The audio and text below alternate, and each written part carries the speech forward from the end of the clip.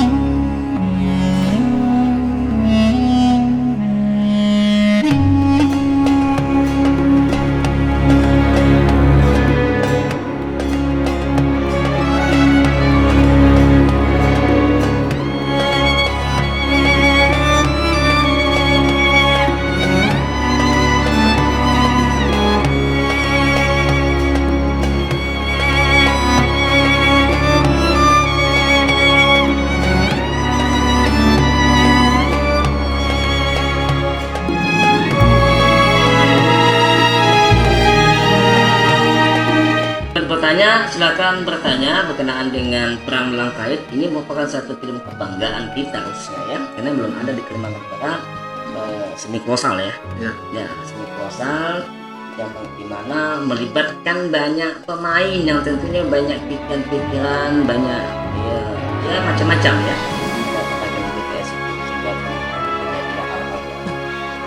Tapi itu sebuah dinamika untuk mencapai sebuah hasil yang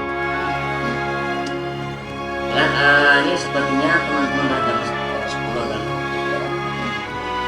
Ini malam Jumat, malam Kamis ya. Saya pun tak tahu jam kita, Pak. Saya pun tak tahu hari kita. Ya. Kita Bang udah. Silakan untuk menyampaikan, silakan banyak hal mungkin berkenaan sebuah poster dan atau mungkin juga sebelum itu ingin menyampaikan hal-hal yang disampaikan kepada penonton berkenaan dengan Perang Belang Kait. Silakan Bang Huda. Oke, terima kasih sebelumnya kepada semua penonton yang telah menyimak dengan khidmat dialog dengan Pak Jam Edukasi. Yang mudah-mudahan diskusi ini bermanfaat dan ada diskusi-diskusi budaya yang lain juga mengundang budayawan yang lain yang intinya nanti bisa membangkitkan bagaimana gairah membangun Gayam Utara ini salah satunya melalui proses budaya dan sejarah, ya kan Pak ya. Karena seperti yang saya ulang tadi, saya bilang tadi, kita ulangi bahwa sejarah ini kenapa penting buat kita. Karena sejarah itu adalah salah satu identitas kita. Iya. Identitas kita yang tidak boleh kita lupakan, bukan hanya sekedar kita kenang. Tapi ketika kita itu memahami sejarah, mendalami sejarah, itu akan teraplikasi ke dalam kehidupan kita sehari-hari. Bagaimana kita nantinya itu bisa bertindak, melangkah, berpikir dan selanjutnya. Nah, bagaimana orang ketika nanti menjadi orang, ketika dia memahami proses sejarah dan budaya ini, cara memimpinnya akan berbeda dengan orang yang kosong gitu kan. Kosong ya. Nah, salah satu contoh gini, kita melihat misalnya Gubernur Kalimantan Tengah pertama itu Jilik Tiwut itu Pak. Nah itu sampai sekarang kan sampai saking legendanya beliau itu kan dikenal karena karya-karya di bidang buku, sejarahan, budaya. Ini beliau ini kan termasuk orang yang sangat tidak malu untuk memproklamirkan dirinya sebagai orang hutan, orang rimba, orang Dayak gitu kan. Misalnya kayak Gubernur Kalimantan Barat pertama juga seperti Opang Murai, dia dikenal karena memperjuangkan identitas sebagai seorang Dayak pada saat itu kan, sampai mendirikan paket orang Dayak segala macam. Nah ini penting buat kita Kayong, bahwa anak muda Kayong jangan melupakan sejarah dan kedepannya bagaimana ketika tahu bahwa Sukadana, Simpang, khususnya Sukadana ini pernah menjadi sebuah salah satu ibu kota kerajaan Tanjung Pura. Nah tentunya ketika suatu saat nanti menjadi orang, misalnya jadi kepala dinas pariwisata atau jadi kepala dinas kebudayaan, ketika akan membangun sebuah ikon wisata, dia akan mengacu kepada pemikiran sejarah. Kenapa misalnya tugu, ya kan, saya tugu durian ya kan, kan udah ada tugu durian. Nah kenapa kita tidak buat simbol misalnya kita tugu yang kaitan dengan Tanjung Pura? apa sih yang menjadi ikon Tanjung Pura. Nah contoh kayak saya ke tempat kampung halaman Bapak di Sambas kan. Nah di Sambas tuh ketika saya masuk ke sana ada gambar singa laut. Itu kan salah satu ciri khas ikon dari kerajaan Sambas. Padahal kalau dirunut, Sambas ini kan awalnya juga berasal yang Raden Sulaiman ini kan dia lahirnya di Sukadana. Sukadana, ya. Nah, Raden Sulaiman, Raden Bima, istrinya istrinya dari Raja Tengah ini kan Ratu Surya Kusuma dari Sukadana. Nah, artinya identitas dari kita ini, ya kita tidak ngaku-ngaku lebih tua enggak Pak ya, tapi ini salah satunya kita menjadi peradaban yang tua pada masa itu yang menjadi menara gading kerajaan-kerajaan lain. Itu harapan saya adalah ayo mari sama-sama kita bangun Kayong Utara ini salah satunya melalui sejarah dan budaya. Ya, merawat Kayong Utara, mencintai sejarah. Jangan lupakan sejarah. Nah, sejarah merupakan identitas suatu bangsa. Ya teman-teman, ini mungkin ada lagi, ini banyak menonton juga. Tadi mungkin terputus. Ada yang bertanya tuh? Nah, ini pertanyaannya belum ada nih, belum ada pertanyaannya. Ya, ada komen. Besok malam mana sampainya belaga nih. Oh ya, nanti kita undang ya. Ya, tadi seperti yang disampaikan oleh Bang Uda, kita mudah-mudahannya nanti bisa mendatangkan para budayawan ya, ya minimal ya sebagai diskusi lah ya melalui media ini, memanfaatkan media sosial ini sebenarnya meskipun sederhana ini. Dan harapan kita sederhana tapi luar biasa ya Pak, efeknya luar biasa gitu kan. Kita juga ingin berharap Kayong Utara itu butuh diskusi kayak gini Pak. Mudah-mudahan nanti menjadi sebuah kebijakan khususnya di dinas terkait lah ya. Oke, ini ada masih ada bagus atau di platform ini ya. Tadi sudah disampaikan ya untuk kata penutupnya ya, jadi harapannya adalah pada sama-sama kita merawat merawat daerah kita ini dengan mencintai budaya sendiri, sejarahnya sendiri, sehingga benar-benar menjadi sebuah daerah yang bermartabat ya, tak di situ ya kan. Bangsa identitas tak punya martabat ya. Begitu. Identitas itu penting buat kita. Penting. Nah, ini saya contohkan misalnya begini. Ketika kita keluar nih Pak, keluar daerah misalnya. Saya tuh sering kena tanya ini dengan pihak-pihak kena ngomongin yang beda ketika dia Jawa, keluar lah kan. Saya tuh kadang-kadang ditanya orang ini apa sejarahnya gitu Pak. Nah jadi itulah pentingnya kenapa kita harus mengenal sejarah ya, salah satunya kita di identitas, kemudian ketika kita kenal sejarah kita bisa bercerita dengan orang lain. Nah bahkan orang luar pun ini saya tambahkan Pak ya. Jadi ketika pas kita kemarin screening di Pontianak, screening film di Pontianak, itu ada salah satu budayawan itu mereka menyatakan bahwa saya salut dengan Kayong Utara, punya sejarah yang bisa dibanggakan, banyak sejarah yang bisa dibanggakan. Nah, orang luar saja, artinya mereka ini di Pontianak ini mereka rupanya tuh mereka juga mengintip gitu kan, mengintip selama ini bagaimana aktivitas yang dilakukan kita di Kabupaten Kayong Utara, banyak sejarah-sejarah yang digali. Nah kita sendiri berarti mestinya harus bangga juga gitu kan, bahwa kita punya nilai sejarah yang luar biasa. Dan ini kalau dipadukan dengan konsep wisata Pak ya, ini luar biasa kan, ada wisata alam, wisata sejarah. Jadi orang datang ke sini bukan hanya melihat Pantai Prodato, tapi juga memiliki kesan tersendiri, karena Prodato itu ternyata di Prodato pun juga ada berbagai situs-situs sejarah yang ya, kalau bisa dibuat miniatur di situ mana itu. Iya. Ya kan, jadi datang orang di situ kan, kayak contoh kita makanya di Keraton Simpang di rencana ke depan nanti kalau Keraton Simpang udah berdiri kan juga akan ada titipan barang-barang yang selama ini alhamdulillah ya Pak ya, mohon maaf yang saya sampaikan. Alhamdulillah ada beberapa barang-barang yang kita miliki dari amanah orang yang dititipkan kepada lembaga Islam Mandiri untuk nanti supaya kalau Keraton Simpang jadi ini dititipkan ke keraton itu. Iya. Nah ini menjadi salah satu khasanah perbendaharaan yang sentral nanti. Karena banyak Pak barang-barang kita ini yang berhamburan nih Pak. Mana-mana nih, ada yang maaf lah, ada yang jual, ada yang punah. Kalau ini tidak tepat kita keraton misalnya atau museum, ini barangnya makin hilang, Iya. makin habis gitu kan. Habis, betul. Nah sehingga orang sering bertanya tentang khususnya kerajaan Simpang, benar tidak Simpang kerajaan. Nih orang ini sering Pak nanya kayak gitu tuh. Mereka tuh pesimis bahwa kita ini pernah punya peradaban yang besar. Nah, padahal memang kenyataannya ada gitu kan.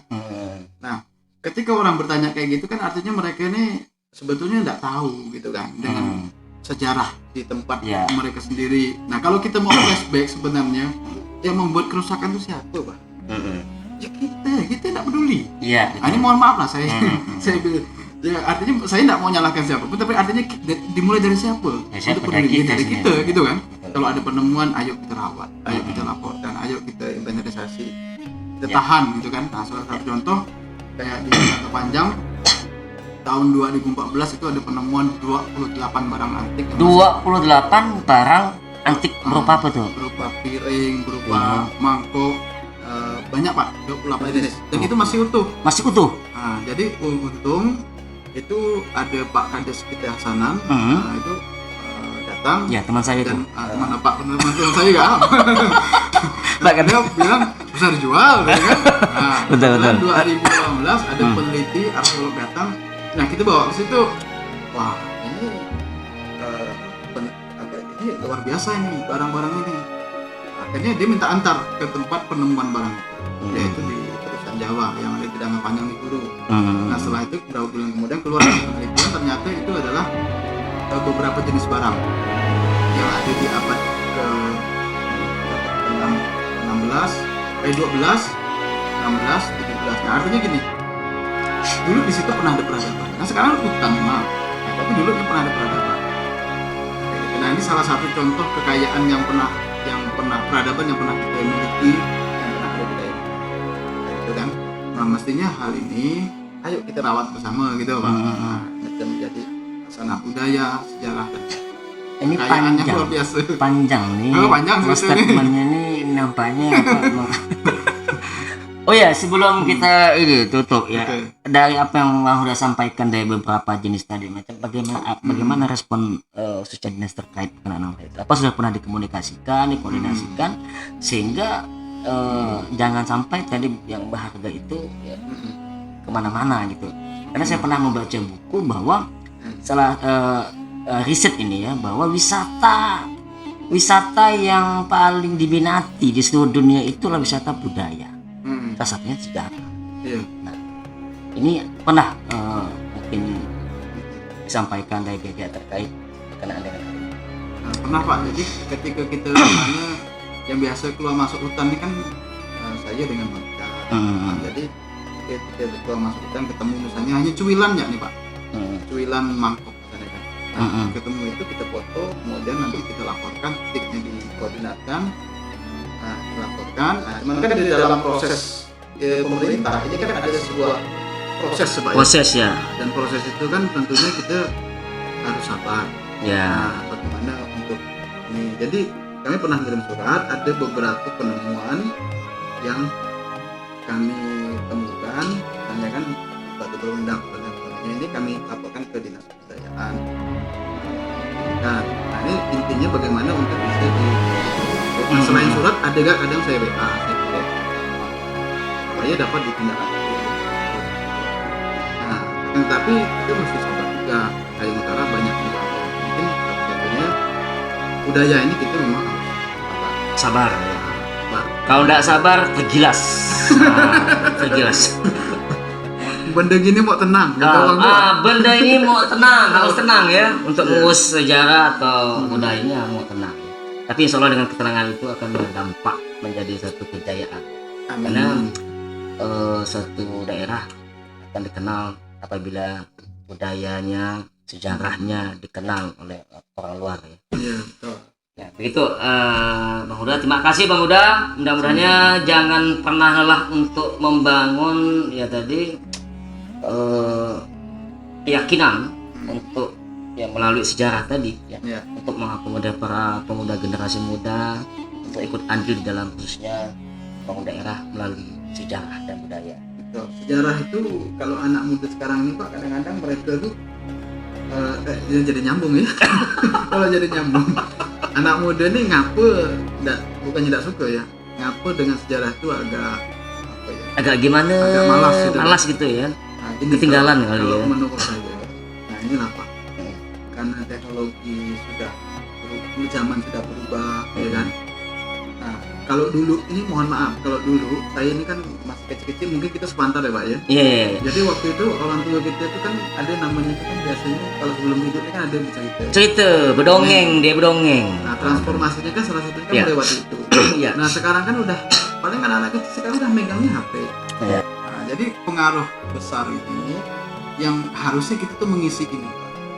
Jadi itu kita isi melewati ya. Bagus makanya melalui media Facebook kayak gini. Bagaimana kita bisa tertarik, kita kemas gitu kan. Karena zamannya sudah beda, makanya anak muda kan bagaimana kita rangkul kita bisa ikut peduli sejarah ini. Iya. Nah, ya salah satunya melewati media.